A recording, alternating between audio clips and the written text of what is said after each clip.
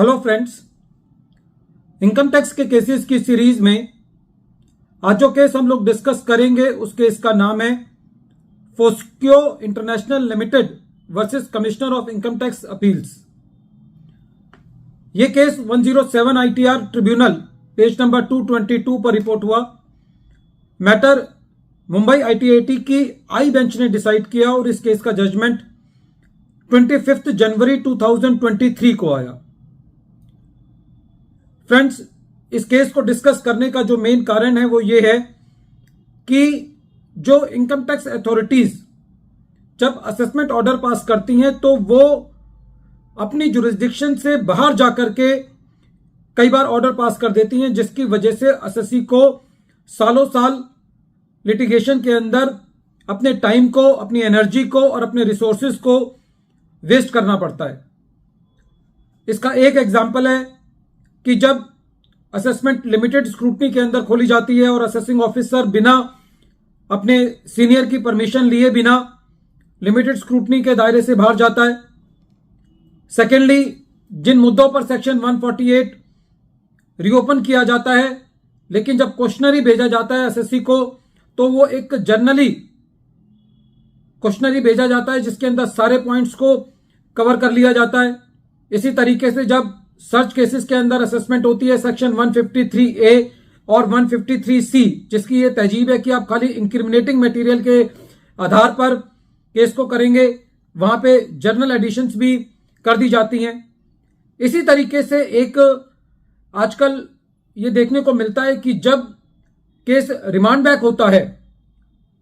CIT appeal, remand back की power CIT appeal के पास नहीं है, लेकिन आईटीएटी या हाई कोर्ट्स जब केस को रिमांड बैक करती हैं तो रिमांड बैक के केसेस में भी देखा गया है कि आईटीएटी के स्पेसिफिक डायरेक्शन के बाद भी कई बार असेसिंग ऑफिसर जो है वो उसके बियॉन्ड ट्रेवल करता है, जिसकी वजह से एक अननेसेसरी एडिशंस हो जाती हैं और एसएससी को अपना काफी समय और काफी रिसोर्सेज लिटिगेशन में खराब करने पड़ते हैं। यह केस भी इस चीज का एक परफेक्ट एग्जांपल है। इस केस में एसएससी का जो व्यापार है वो मैन्युफैक्चरिंग और सप्लाई करना है केमिकल्स और फ्लक्सेस का, और SSC as a joint venture ये काम कर रहा है। एसएससी को ड्यूरिंग द ईयर कोई सॉफ्टवेयर यूसेज के लिए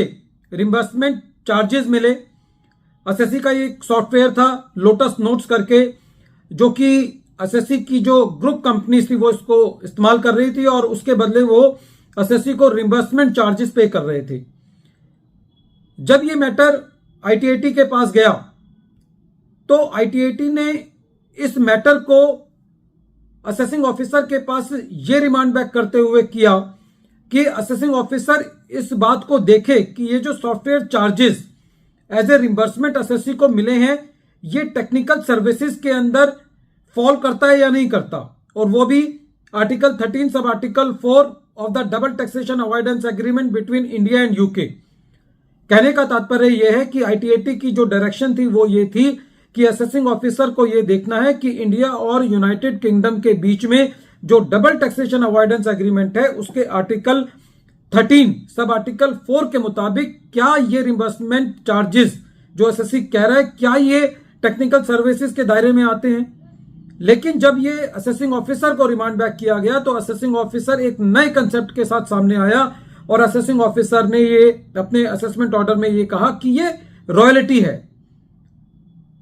जब ये मैटर दोबारे सेकंड राउंड ऑफ लिटिगेशन में आईटीएटी के पास गया तो आईटीएटी का ये कहना था कि जो लिमिटेड पर्पस के लिए रिमांड बैक किया गया था कि असेसिंग ऑफिसर को ये देखना है कि ये टेक्निकल सर्विसेज है या नहीं, तो असेसिंग ऑफिसर को खाली वहीं तक देखना था, उनको ये नहीं देखना था कि ये रॉयल्टी है।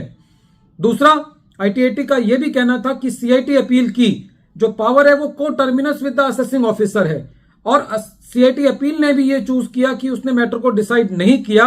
तो ऐसी परिस्थिति के अंदर जो असेसिंग ऑफिसर ने असेसमेंट ऑर्डर पास किया है ये कहते हुए कि ये जो एसएससी जिसको रिम्बर्समेंट ऑफ यूजर चार्जेस का नाम दे रहा है ये रॉयल्टी है, ये as per the mandate of ITAT नहीं है, और असेसिंग ऑफिसर के ऑर्डर को क्वेश किया।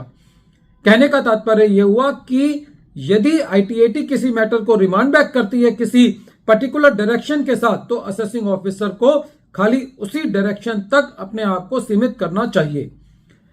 वीडियो के अंत में एक बार फिर मैं केस का नाम रिपीट कर रहा हूं। केस का नाम है force eco international limited versus commissioner of income tax appeal, और यह case 107 ITR tribunal page number 222 पर रिपोर्ट हुआ। मैटर मुंबई ITAT ने डिसाइड किया और इस केस का जजमेंट 25 जनवरी 2023 को आया। Thank you friends.